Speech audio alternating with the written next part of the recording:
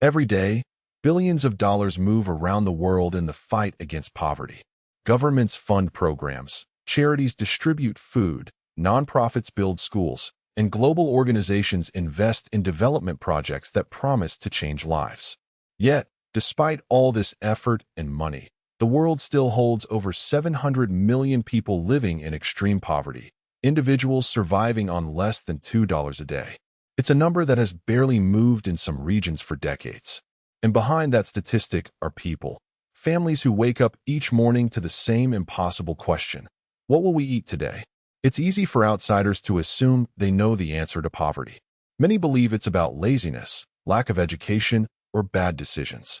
After all, in a world filled with opportunities and success stories, shouldn't hard work be enough to escape hardship? But when researchers began studying poverty more closely, they discovered something deeply unsettling. Poverty isn't just the absence of money. It's a condition that changes how the mind works. It doesn't just limit what people can afford. It limits what they can imagine. When every thought is consumed by survival, by rent, food, school fees, or medical bills, the brain stops thinking long-term. It becomes trapped in a cycle of immediate trade-offs. Do I buy food today or save for tomorrow? Do I pay for my child's medicine or for the bus ride to work? This constant mental strain drains willpower and focus, creating what psychologists call the scarcity trap, a pattern of thought where lack itself breeds more lack. But even this discovery raises a bigger, more uncomfortable question. If scarcity affects how we think, does that mean poverty isn't a moral failure, but a cognitive one, created and sustained by systems that never give people enough room to breathe? To explore this, researchers have run experiments across the world, from villages in Kenya to urban neighborhoods in the United States. And what they've found challenges everything we think we know about why some people stay poor while others climb out. The results don't point to laziness, ignorance, or lack of ambition.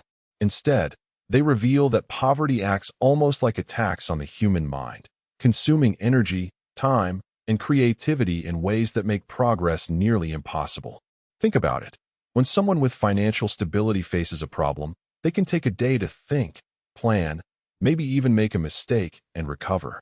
But for someone living paycheck to paycheck, every decision carries risk. A wrong choice can mean hunger, eviction, or loss of work. This isn't just economic pressure. It's psychological warfare, repeated every single day. And it's not limited to developing nations. In wealthy countries, too, millions of families live one unexpected bill away from crisis. They juggle debts, late fees, and unstable jobs, trapped in a loop where survival replaces strategy.